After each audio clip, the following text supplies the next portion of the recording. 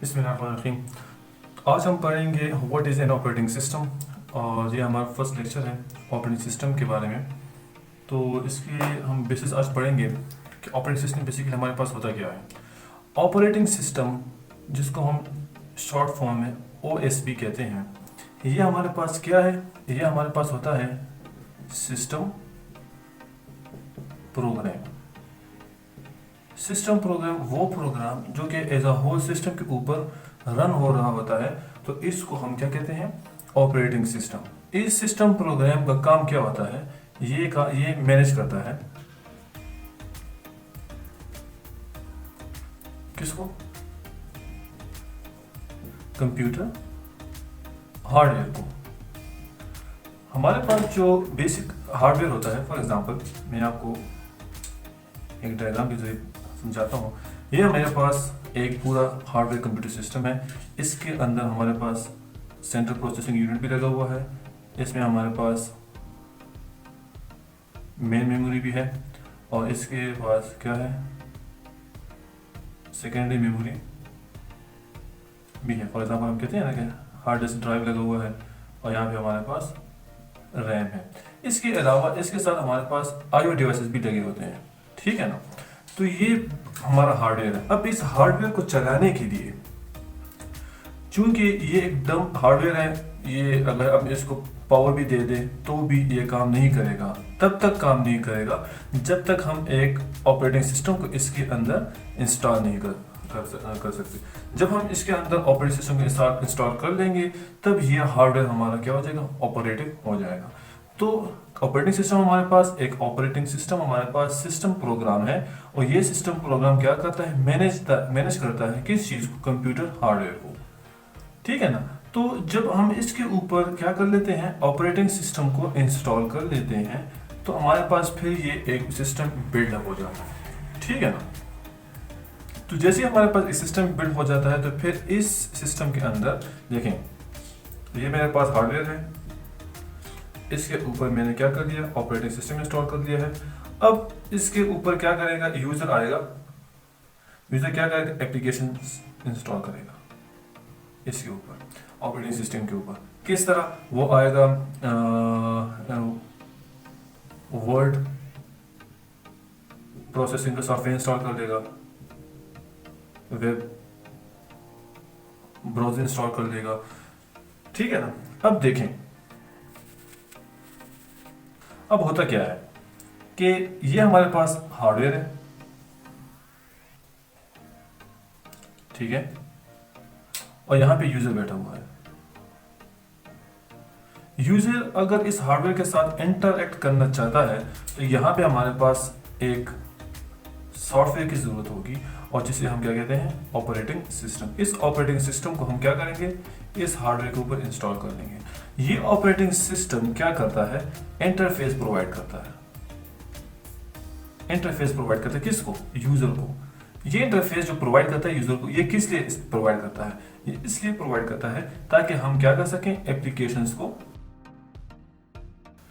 Software को क्या कर सकें? इसके ऊपर इंस्टॉल कर सकें। तो एक्चुअली क्या हो रहा है कि ये ऑपरेटिंग सिस्टम जो कि इंटरफेस प्रोवाइड कर रहा है यूजर को, तो ये जो पूरा का पूरा ये एक जो लेयर हमें नजर आ रही है, ये एज अ ऑपरेटिंग सिस्टम, इसका मतलब ये है कि ये जो ऑपरेटिंग सिस्टम है, ये एज ए इंटरमीडिएट लेयर काम कर रहा है।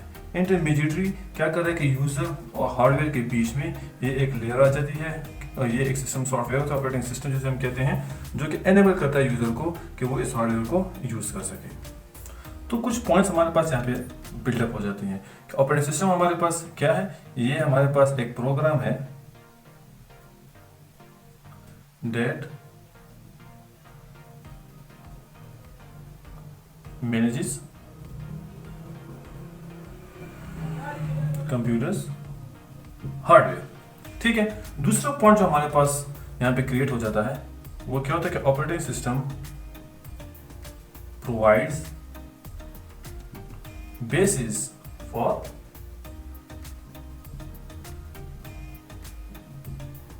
Application programs. और मैंने आपसे कहा कि ये हमारे पास वर्ड प्रोसेसिंग के सॉफ्टवेयर हो सकते हैं, ये हमारे पास वेब ब्राउज़र हो सकता है और बाकी गेम्स वगैरह हो गए, ठीक है। थर्ड पॉइंट जो हमारे पास ये यहाँ पे क्रिएट हो जाता है कि ये हमारे पास एज अ इंटरमीडियरी काम करता है बिटवीन यूजर एंड हार्डवेयर और यूजर के बीच में ये एज अ लेयर काम कर लेता है, एज ए इंटरमीडिएटरी। के मतलब ये है कि हार्ड यूजर क्या करेगा, इस सॉफ्टवेयर को यूज करते हुए हार्डवेयर को यूटिलाइज कर सकेगा। अब ऑपरेटिंग सिस्टम डिफरेंट आर्किटेक्चर और डिफरेंट हार्डवेयर के लिए जो है ना वो स्पेसिफिक होते हैं। अगर हम बात कर लें मेन फ्रेम की, तो जो मेन फ्रेम के ऑपरेटिंग के लिए जो ऑपरेटिंग सिस्टम इस्तेमाल होते हैं वो बेसिकली किस लिए होते हैं कि वो ज़्यादा से ज़्यादा यूटिलाइजेशन कर सके हार्डवेयर के लिए, ठीक है ना।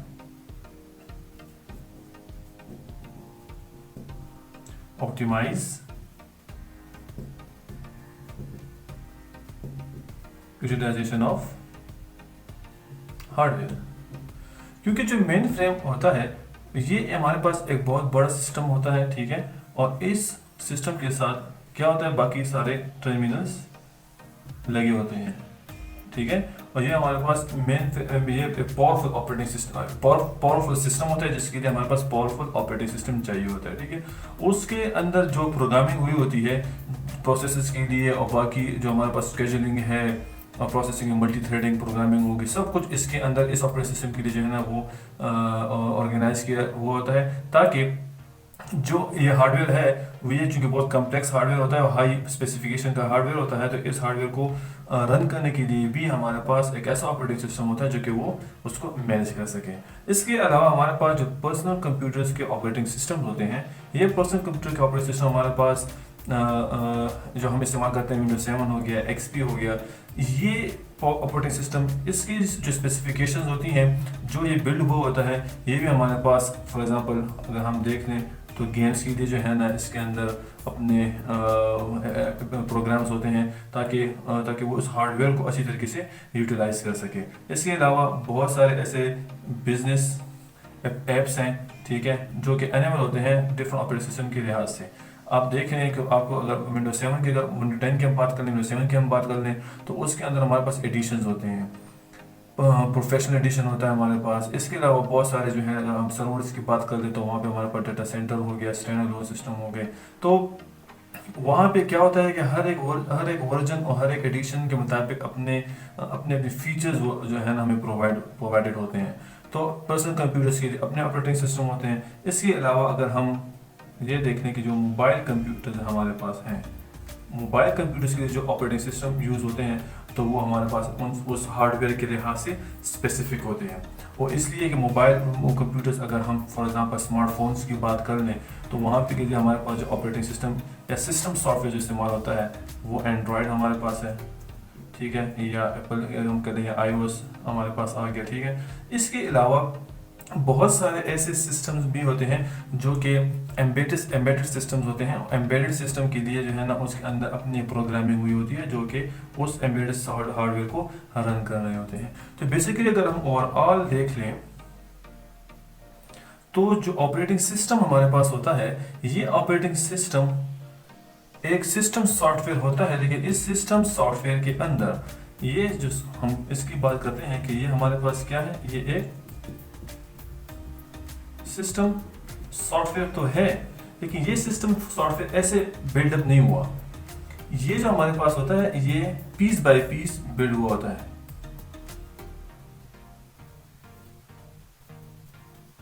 ठीक है ना, पीस बाय पीस बिल्डअप हुआ होता है, क्योंकि हर एक सेक्शन इस सिस्टम सॉफ्टवेयर का वो स्पेसिफिक होता है इनपुट आउटपुट के लिए, ठीक है, इसका फंक्शंस के लिहाज से स्पेसिफिक होता है। और फिर ये सारे input output functions system CPU को यूटिलाइज करने के लिए जो इसके अंदर स्टेप्स डिफाइन होते हैं, वो सारे पीस बाय पीस इस तरह जो है ना कंबाइन हो गए एक पूरा एक सिस्टम एनवायरनमेंट बना लेते हैं। और वो सिस्टम एनवायरनमेंट जो प्रोवाइड किया जाता है वो हमें कौन प्रोवाइड करता है, ऑपरेटिंग सिस्टम प्रोवाइड करता है।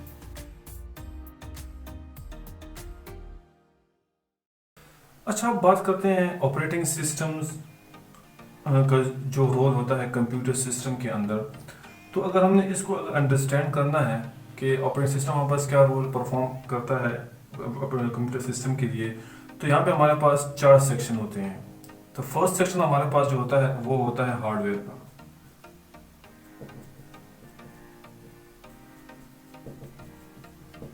ठीक है, जो हमारे पास हार्डवेयर का जो लेयर है हमारे पास, यह हार्डवेयर हमें क्या प्रोवाइड करता है?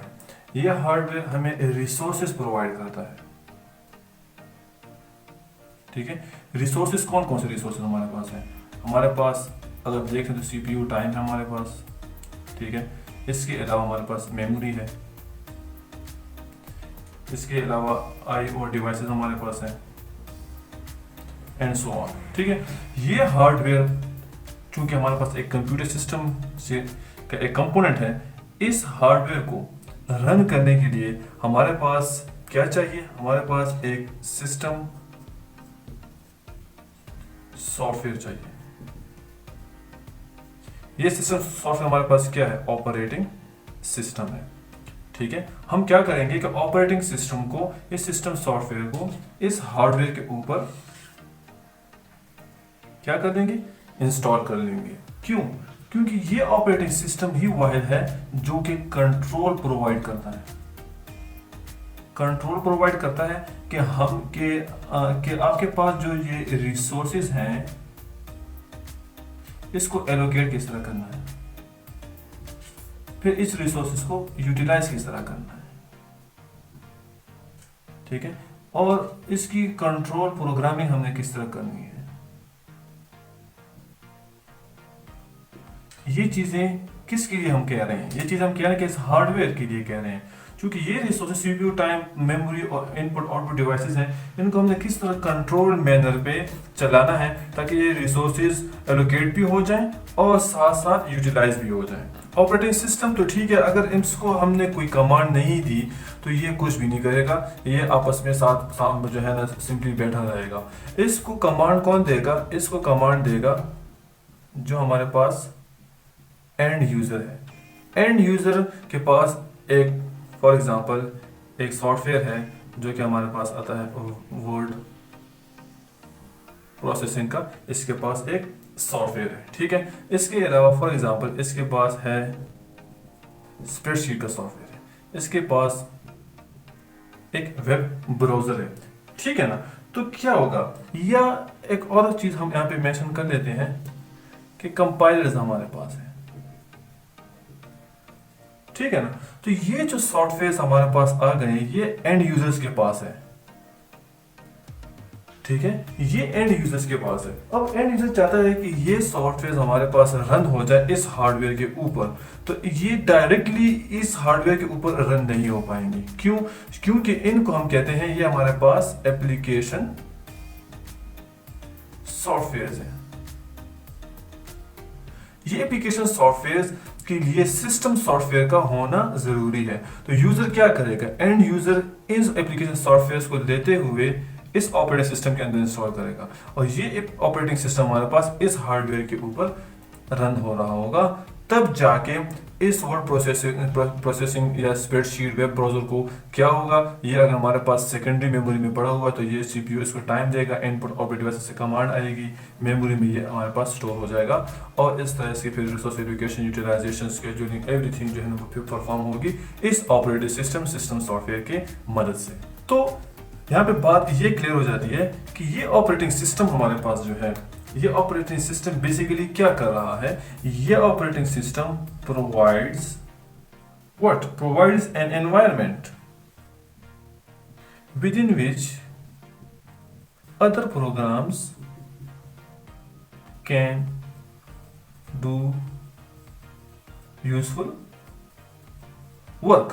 ये अदर प्रोग्राम्स कौन से अदर प्रोग्राम्स हैं? ये प्रोग्राम्स हमारे पास, इन प्रोग्राम्स की बात हो रही है। ऑपरेटिंग सिस्टम क्या करेगा? इस हार्डवेयर को लेते हुए एक ऐसा एनवायरनमेंट प्रोवाइड करेगा किसको? इन सॉफ्टवेयर्स को, ताकि ये सॉफ्टवेयर रन हो सके किसके लिए? एंड यूजर्स के लिए। तो कंप्यूटर सिस्टम में ऑपरेटिंग सिस्टम का किरदार जो है वो उस एनवायरनमेंट का है। ये वो एनवायरनमेंट प्रोवाइड करेगा ताकि यूजर जो है अपने एप्लीकेशन सॉफ्टवेयर को लेते हुए इस हार्डवेयर को यूटिलाइज कर सके और अपना काम सर इंजाम कर सके। ओके, तो अगर हमने ऑपरेटिंग सिस्टम के रोल को और इन डेप्थ जाके अगर हमने इसको अंडरस्टैंड करना है तो हमने इसको 2 पॉइंट ऑफ व्यू से अंडरस्टैंड करना होगा। एक पॉइंट ऑफ व्यू हमारे पास होता है यूजर व्यू और दूसरा हमारे पास होता है सिस्टम व्यू का, ठीक है ना। तो अगर हम एक बात कह लें कि अगर यूजर हमारे पास एक पीसी के ऊपर बैठा हुआ है, ठीक है ना, सिस्टम एक सिंपल सिस्टम है, इस सिस्टम के पास क्या चीज़ है, एक कीबोर्ड है, ठीक है, माउस है और एक सिस्टम यूनिट है, ठीक है।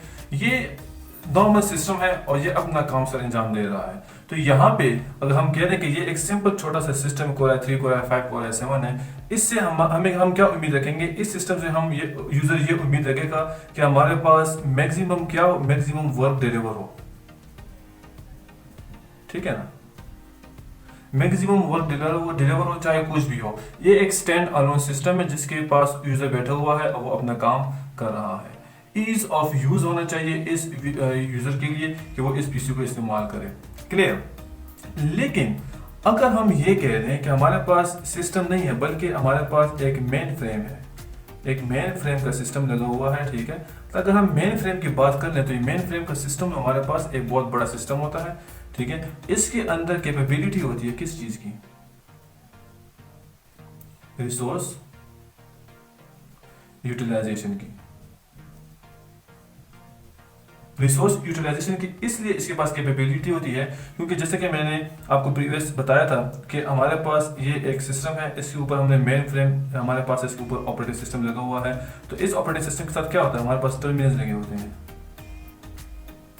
ये टर्मिनल्स हमारे पास डंप सिस्टम होते हैं, इसके पास कोई खास पावर नहीं होती, ये जस्ट इसके साथ कनेक्टेड होते हैं और इसके जितने भी रिसोर्सेज हैं, हार्डवेयर है, जितने मेमोरी है, सीपीयू है हमारे पास और बहुत सारे ऐसे डिस्ट्रीब्यूटेड सॉफ्टवेयर हैं, वो सारे रिसोर्सेज में आते हैं। तो वो सारे रिसोर्सेज जो यहाँ पे लगे हुए हैं वो ये टर्मिनल भी इस्तेमाल कर, फर्स्ट टर्मिनल 1 इस्तेमाल कर रहा है, ठीक है। इसके अलावा दूसरा टर्मिनल है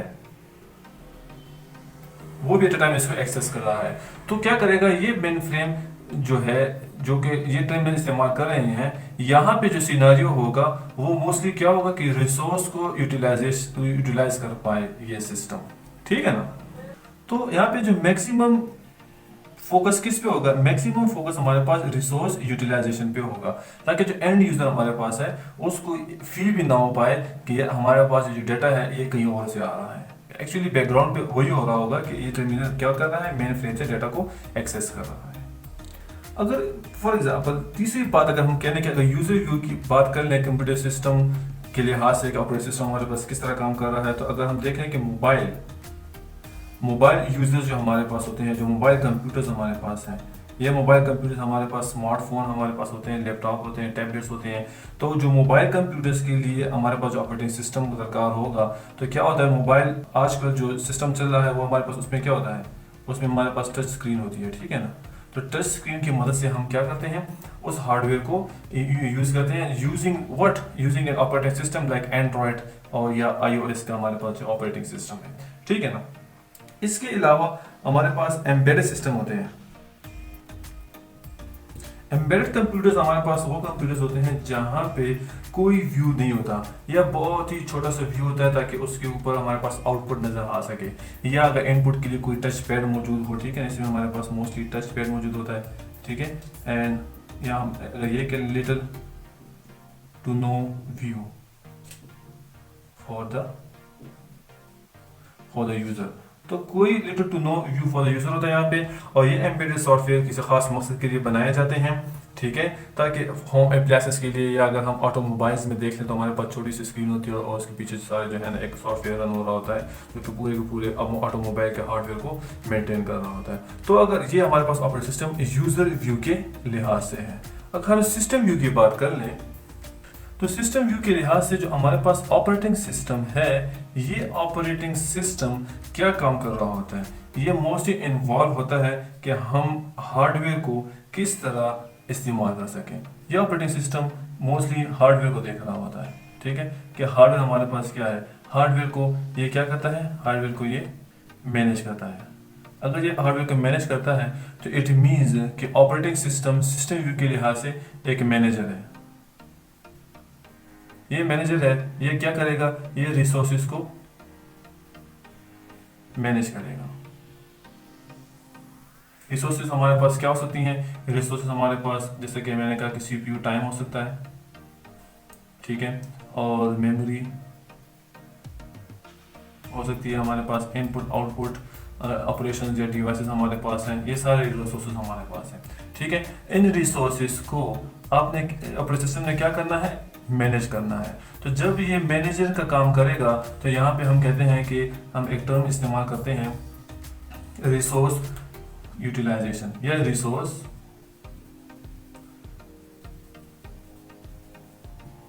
एलोकेटर। रिसोर्स एलोकेटर जो हमारे पास, इसको मैं थोड़ी सी बाद में डिस्कस करता हूँ। रिसोर्स एलोकेटर का मकसद मतलब ये है कि operating system as a manager काम करके मैनेज करेगा कि कब किस ऑपरेशन को, किस प्रोसेस को ये रिसोर्स हमने असाइन करना है, ठीक है ना जी। क्योंकि अगर हमारे पास एक रिसोर्स है, फॉर एग्जाम्पल रिसोर्स 1, तो ये रिसोर्स 1 एक प्रोसेस 1 है हमारे पास है, और दूसरा हमारे पास प्रोसेस 2 है। तो एट अ टाइम प्रोसेस 1 भी रिक्वेस्ट भेज रहा है R1 को और प्रोसेस 2 भी रिक्वेस्ट भेज रहा है R1 को। तो ऑपरेटिंग सिस्टम का कमाल है कि ये रिसोर्स वो इसको असाइन करे या इसको असाइन करे। तो ये रिसोर्स मैनेजर डिफरेंट प्रोसेस और डिफरेंट कमांड्स की मदद से वो देखेगा कि किसको ज्यादा जरूरत है, तो वो क्या कर लेगा, वो रिसोर्स उस प्रोसेस को एलोकेट कर लेगा, ठीक है ना। तो इस कॉन्फ्लिक्ट से बचाने के लिए वो मैनेज करेगा रिसोर्सेज को, ताकि हर किसी को अपना अपना फेयर टाइम मिल सके और उसी फेयर टाइम के अंदर अंदर वो अपने रिसोर्सेज को यूटिलाइज कर सके। तो अगर हम यहाँ पे देख लें कि अगर ये मैनेजर का काम कर रहा है, तो फिर यहाँ पे हमारे पास एक और टर्म की बात आ जाती है कि ये हमारे पास एज अ कंट्रोल प्रोग्राम भी है। Control program in the sense कि ये ट्राई करेगा और ये कोशिश करेगा कि क्या हो कि ये पूरे के पूरे सिस्टम को प्रिवेंट करें,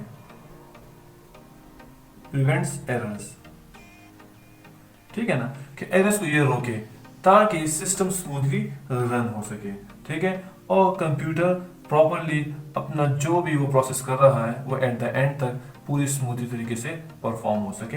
तो एज अ कंट्रोल प्रोग्रामर तो हम ऑपरेटिंग सिस्टम को कंट्रोल प्रोग्रामर भी कह सकते हैं, रिसोर्स एलोकेटर भी कह सकते हैं।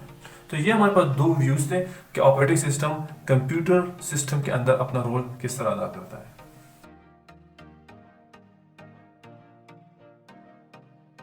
अच्छा, बात करते हैं रिसोर्स यूटिलाइजेशन की। ऑपरेटिंग सिस्टम हमारे पास रिसोर्सेज को यूटिलाइज किस तरह करता है। जिस तरह कि हम कहते हैं कि अगर हम यूज़र की बात करें तो यूज़र क्या कहेगा, यूज़र कहेगा कि मुझे क्या चाहिए, ईज ऑफ यूज़ चाहिए, कि सिस्टम जो कुछ भी करे लेकिन मुझे जो रिसोर्सेज चाहिए वो मुझे अवेलेबल होने चाहिए ताकि मैं आसानी से अपना काम परफॉर्म कर सकूं। तो यहाँ पे हमारे पास मेन फोकस रिसोर्स यूटिलाइजेशन पे नहीं होता। लेकिन जब हम इससे हायर जाते हैं, हायर लेवल पे अगर हम जाते हैं, फॉर एग्जाम्पल मेन फ्रेम पे हम जाते हैं, तो मेन फ्रेम में हम क्या कहते हैं, मेन फ्रेम में हमारे पास बात होती है कि हम मैक्सिमम रिसोर्सेज को यूटिलाइज कर लें।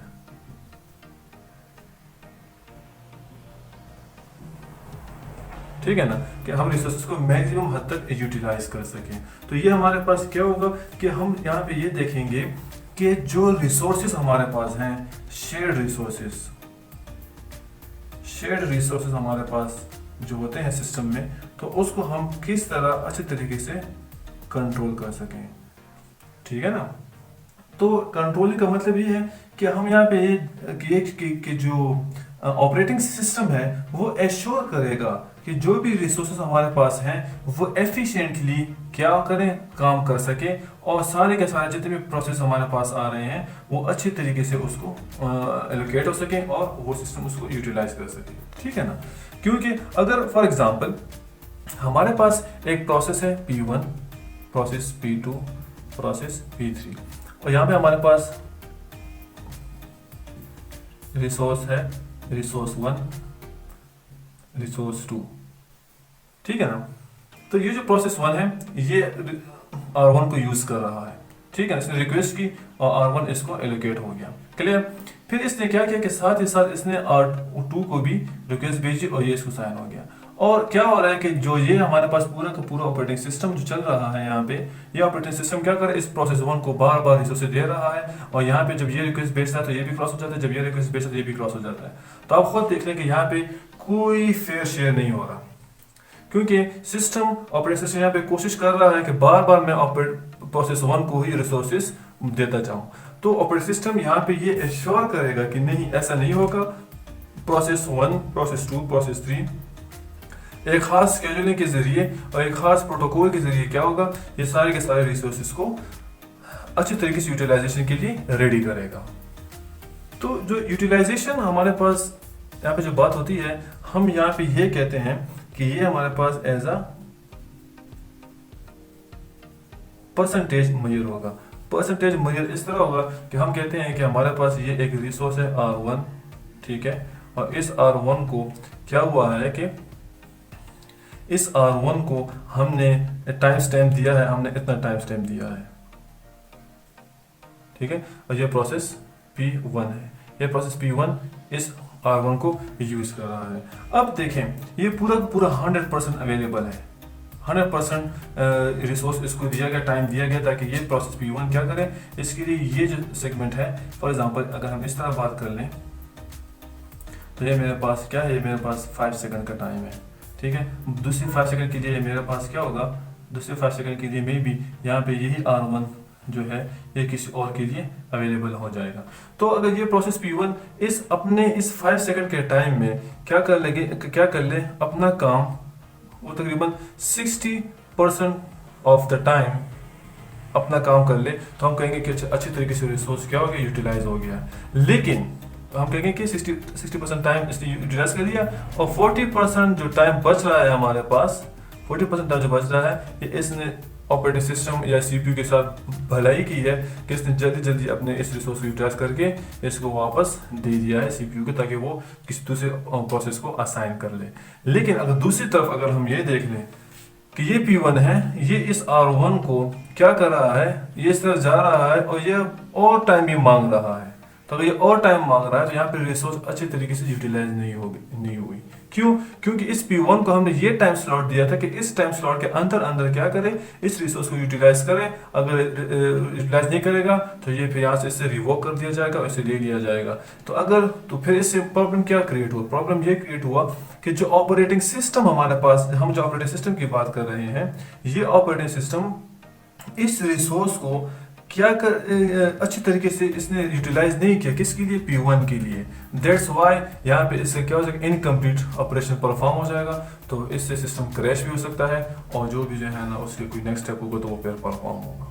तो ऑपरेटिंग सिस्टम ये एश्योर करेगा कि जो रिसोर्सेज हमारे पास अवेलेबल हैं इसको बेस्ट यूटिलाइज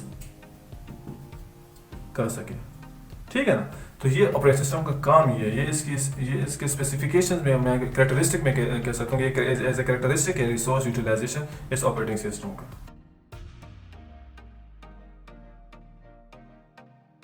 अच्छा, अब बात करते हैं रिसोर्स एलोकेशन के बारे में कि ऑपरेटिंग सिस्टम रिसोर्स को किस तरह एलोकेट करता है एक प्रोसेस को।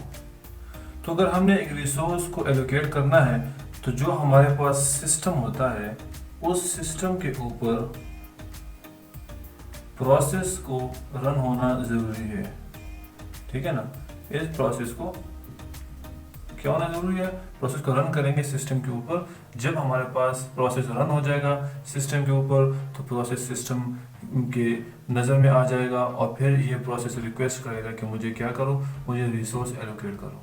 वो रिसोर्स मेमोरी हो सकती है, सीपीयू का टाइम हो सकता है, कुछ भी हो सकता है, ठीक है ना जी। तो प्रोसेस मीन्स जब यूजर किसी प्रोग्राम को रन करता है तो वो एज ए प्रोसेस सिस्टम के ऊपर रन हो रहा होता है, ठीक है। तो ऑपरेटिंग सिस्टम क्या करेगा, हमने कहा कि रिसोर्स एलोकेशन में ऑपरेटिंग सिस्टम हमारे पास एज अ मैनेजर काम करता है। वो मैनेजर काम किस तरह करेगा कि मैनेज करेगा कि मेरे पास जो अवेलेबल रिसोर्सेज हैं उन रिसोर्सेज को मैं क्या करूंगा, ये रिसोर्सेज में लूंगा और इन रिसोर्सेज को फिर क्या करेगा, एलोकेट करेगा ये एलोकेशन किसके लिए करेगा, एक किसी खास प्रोसेस के लिए एलोकेट करेगा, ठीक है ना। तो क्या होगा, जब यूजर प्रोग्राम रन करेगा, तो जैसे प्रोग्राम रन करेगा वो एज अ प्रोसेस रन होगा सिस्टम के ऊपर, तो प्रोसेस रिक्वेस्ट भेजेगा कि मैं रन होना चाहता हूँ, तो मुझे ये रिसोर्सेज चाहिए। और इसी दौरान ऑपरेटिंग सिस्टम देखेगा कि आज जिस रिसोर्स के लिए ये यूजर रिक्वेस्ट भेज रहा है कि मुझे एलोकेट करो, आया वो रिसोर्स किसी और प्रोसेस के लिए तो हमारे पास अवेलेबल तो नहीं, ऑलरेडी एलोकेट तो नहीं है। तो अगर वो ऑलरेडी एलोकेट है तो ये इसको क्या करेगा, वेटिंग में लगा देगा। आप थोड़ा सा वेट करो, जैसे ही वो मेरे पास रिसोर्स फ्री होता है तो हम क्या करेंगे, हम आपको वो प्रोवाइड कर देंगे, ठीक है ना जी। तो मैं यहाँ पे एक टेबल बनाता हूँ ताकि आपको इजीली आइडिया हो जाए कि ये किस तरह काम करता है। देखें मेरे पास प्रोसेस है, ठीक है, प्रोसेस हमारे पास होगा, प्रोसेस हमारे पास फॉर एग्जांपल एक है P1, दूसरा हमारे पास P2, ठीक है। प्रोसेस क्या करेगा, प्रोसेस हमारे पास एक रिसोर्स के लिए, रिसोर्सेज हमारे पास फॉर एग्जांपल R1 है और R2 है, और ये रिसोर्सेज जो हमारे पास होंगे ये हमारे पास किसके लिए होंगे, एलोकेटेड के लिए होंगे, या अगर हम ये कह रहे हैं कि हमारे पास होल्ड हो रहे हैं, ठीक है ना। तो अगर हम इस तरह कर लें, और दूसरी बात अगर हम कर लें कि रिसोर्सेज हमारे पास क्या है, वेटिंग में है, या हमारे पास क्या कर रहे हैं, रिक्वेस्ट भेजी गई है, ठीक है ना, रिक्वेस्ट किया गया है। तो यहाँ पे भी हम ये कहेंगे कि R1 है और R2 दो रिसोर्सेज हमारे पास है, ठीक है। तो क्या होगा, प्रोसेस P1 ने रिक्वेस्ट भेजी, एलोकेट हो गया उसको रिसोर्स 1, तो जैसे ये रिसोर्स 1 प्रोसेस 1 को एलोकेट हो गया तो प्रोसेस 2 को एलोकेट नहीं होगा। 1 मीन्स ट्रू, 0 मीन्स फॉल्स, ठीक है ना। मीन्स यहाँ पे ये है कि ये प्रोसेस 1 को R1 क्या हो गया, एलोकेट हो गया। इस R1 रिसोर्स को P1 ने क्या कर लिया है, होल्ड कर दिया है। तो अगर मैं यहाँ पे इसको इस तरह लिख लूँ, ग्राफिकल अगर हम इसकी रिप्रेजेंटेशन कर लें तो हमारे पास ये आ जाता है रिसोर्स 1, ये हमारे पास आ जाता है रिसोर्स 2, ठीक है। ये हमारे पास यहाँ पे प्रोसेस 1 और ये मेरे पास प्रोसेस 2 आ जाता है, ठीक है। हम जब अगर इसकी बात कर लें तो यहाँ पे क्या है, R1 P1 को ऑलरेडी असाइन है, ठीक है। तो अगर R1 P1 को असाइन है तो P2 को असाइन नहीं है, और P2 क्या कर रहा है, वो रिक्वेस्ट भेज रहा है P1 के लिए, R1 रिसोर्स के लिए, इस रिसोर्स के लिए ये P2 क्या कर रहा है, रिक्वेस्ट भेज रहा है। तो P2 ने रिक्वेस्ट भेज रहा है तो इसका इस तरह का नोटेशन बन जाएगा, ये हमारे पास क्या है, रिक्वेस्ट है, और ये मेरे पास क्या हो गया, एलोकेटेड हो गया, ठीक है। अब P1 को R2 चाहिए, और वो R2 हमारे पास ऑलरेडी P2 ने एलोकेट किया हुआ है, तो ये जो R2 है ये P2 को ऑलरेडी क्या है, एलोकेटेड है। तो जब इसे एलोकेटेड है तो ये तो P1 के लिए अनअवेलेबल हो गया, क्योंकि R2 रिसोर्स 2 को P2 ने एलोकेट किया है, P1 ने एलोकेट नहीं किया। तो P1 क्या कर रहा है, P1 क्या करेगा कि P1 रिक्वेस्ट भेजेगा R2 के लिए, ठीक है। तो जैसे R2 के लिए भेजेगा तो हमारे पास क्या होगा, ये इस तरह हो जाएगा। P1 कह रहा है R2 कि मुझे रिसोर्स दो, और चूंकि ये ऑलरेडी क्या है, ये रिक्वेस्टेड है, ठीक है। तो क्या कर रहा है, P1 के पास R1 है, R2 नहीं है। R2 जब नहीं है तो ये क्या कर रहा है, R2 के लिए रिक्वेस्ट कर रहा है, R1 के लिए रिक्वेस्ट इसलिए नहीं कर रहा कि वो ऑलरेडी इसके पास मौजूद है। P2 क्या कर रहा है, P2 के पास R1 नहीं है क्योंकि वो P1 के प्रोसेस 1 के पास है, तो प्रोसेस 2 क्या कर रहा है, इसके पास 1 मौजूद है, और ये 1 मौजूद है, तो जब इसके पास प्रोसेस 2 के पास रिसोर्स 2 मौजूद है तो रिसोर्स 2 के दोबारा तो रिक्वेस्ट नहीं भेजेगा ना, वो चाह रहा है कि मुझे रिसोर्स 1 चाहिए, तो रिसोर्स 1 के लिए करेगा, और ये रिसोर्स 1 तो इसके लिए इसके पास ये वेट करेगा, ठीक है। तो इस तरह रिसोर्स एलोकेशन परफॉर्म होगी ऑपरेटिंग सिस्टम के पॉइंट ऑफ व्यू से। और ये जो मैंने आपको यहाँ पे रिप्रेजेंटेशन बताई है, इस रिप्रेजेंटेशन, ये जो आपको ये ग्राफिकल रिप्रेजेंटेशन आपकी मिल रही है ना, इसको हम कहते हैं रिसोर्स एलोकेशन ग्राफ, ठीक है ना। इसको हम क्या कहते हैं, रिसोर्स एलोकेशन ग्राफ कहते हैं।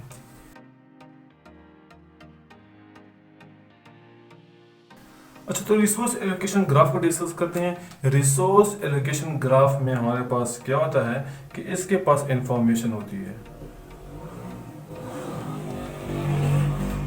इंफॉर्मेशन किसके बारे में होती है? Related to processes. प्रोसेसेस के बारे में इंफॉर्मेशन इसके पास मौजूद होती है। तो ये इंफॉर्मेशन हमारे पास क्या बताती है हमें कि प्रोसेस हमारे पास होल्ड हुआ है या रिक्वेस्टेड है। ठीक है, तो ये हम किस तरह इसको हम आइडेंटिफाई करेंगे? तो हमारे पास एक ग्राफिकल रिप्रेजेंटेशन इसकी होगी। ठीक है ना जी। तो ग्राफिकल रिप्रेजेंटेशन में हमारे पास दो टर्म्स इस्तेमाल होते हैं। फर्स्ट हम कहते हैं वर्टिसेस, और सेकंड जो हमारे पास होता है वो हमारे पास, अगर मैं इसको यहाँ पे कर लूँ तो हमारे पास क्या होता है? एजेस होते हैं। ठीक है ना जी। वर्टिसेस की अगर हम बात कर लें तो वर्टिसेस में हमारे पास दो किस्म के वर्टिसेस इस्तेमाल होते हैं। एक होता है प्रोसेस वर्टिसेस, और दूसरा हमारे पास होता है रिसोर्स वर्टिसेस। प्रोसेस वर्टिस हमारे पास क्या होगा? ये प्रोसेस को रिप्रेजेंट करेगा, और इसको अगर हमने रिप्रेजेंट करना है तो हम इसको रिप्रेजेंट करेंगे यूजिंग सर्कल्स। ठीक है ना। अगर हम सर्कल्स की बात कर रहे हैं तो हम इसको क्या करेंगे कि मेरे पास ये एक है प्रोसेस 1, ठीक है, और ये मेरे पास प्रोसेस, मैं इसको यहाँ पे लिख देता हूँ, ये मेरे पास प्रोसेस 2 है। ठीक है, तो ये क्या हो गया? हमने इसको सर्कल से रिप्रेजेंट कर दिया है। ठीक है, अब बात करते हैं कि रिसोर्स की। रिसोर्स वर्टिसेस को हम, रिसोर्स वर्टिसेस रिप्रेजेंट करेगा रिसोर्सेस को, कौन कौन से रिसोर्सेस हमारे पास मौजूद हैं, और इसको हम एज अ रेक्टेंगल से रिप्रेजेंट करेंगे। तो अगर मैं यहाँ पे ये कह दूँ कि मेरे पास एक रिसोर्स है R1, इसको मैंने इस तरह बॉक्स में रेक्टेंगल में बंद कर दिया है। ठीक है ना। और इस तरह अगर मैं यहाँ पे ये लिख लूँ कि R2 हमारे पास ये एक रिसोर्स बन गया है। अब ये तो हमारे पास आधी बात होगी कि मतलब वर्टिसेस हमारे पास किस तरह ग्राफिकल रिप्रेजेंट करेगा रिसोर्स एलोकेशन को। इसके बाद एजेस की बात आती है, तो एजेस भी हमारे पास दो किस्म के हैं। दो किस्म के एजेस हमारे पास किस तरह हैं? एक एज हमारे लिए होगा कि असाइन एज होगा हमारे पास। असाइन एज हमारे पास क्या रिप्रेजेंट कर रहा है? असाइन एज हमारे पास ये रिप्रेजेंट कर रहा है कि जो हमारे पास रिसोर्स है, ये रिसोर्स प्रोसेस को असाइन हो गया है, तो ये जो रिसोर्स है यहाँ पे इस लाइन का यहाँ पे टेल हो जाएगा और एरो इस तरफ आ जाएगा। ठीक है, इसका मतलब ये है कि ये रिसोर्स इस प्रोसेस को असाइन हो गया। ठीक है ना। दूसरी एज जो हमारे पास होती है वो हमारे पास है रिक्वेस्ट एज। रिक्वेस्ट एज ये रिप्रेजेंट करता है कि जो रिसोर्स हमारे पास है और जो प्रोसेस हमारे पास अवेलेबल है, ये प्रोसेस रिक्वेस्ट भेज रहा है इस रिसोर्स के लिए कि ये रिसोर्स मुझे एलोकेट हो जाए। तो ये रिक्वेस्ट जब भेजेगा तो फिर ये साइन उल्टा हो जाएगा, प्रोसेस रिक्वेस्ट कर रहा है रिसोर्स के लिए, यहाँ पे रिसोर्स एलोकेट हो गया है प्रोसेस को। तो फॉर एग्जांपल अगर हम यहाँ पे ये देख लें कि P1 क्या कर रहा है? R1 के लिए रिक्वेस्ट भेज रहा है। ठीक है, और R1 ऑलरेडी असाइन है किसको? P2 को। ठीक है ना। और P1 को R2 असाइन है, P1 को R2 असाइन है। क्लियर? और P2 क्या कर रहा है? रिक्वेस्ट भेज रहा है कि मुझे R2 दे दो। तो देखें P2 रिक्वेस्ट कर रहा है, तो यहाँ पे टेल आ गया, यहाँ पे हेड आ गया। R2 असाइन है P1 को, तो देखिए यहाँ पे टेल आ गया, यहाँ पे हेड आ गया। तो रिसोर्स एलोकेशन ग्राफ हमारे पास इस तरह काम करता है।